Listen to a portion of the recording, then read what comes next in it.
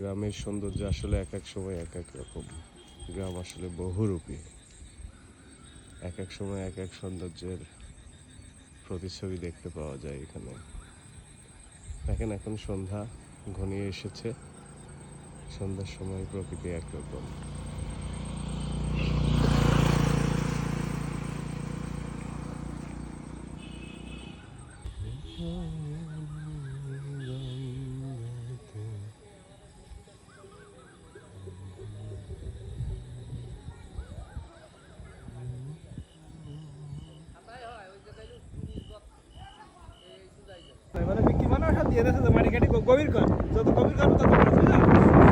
এটা হলো আমার রূপ বন্ধু শ্বশুরের ঘের।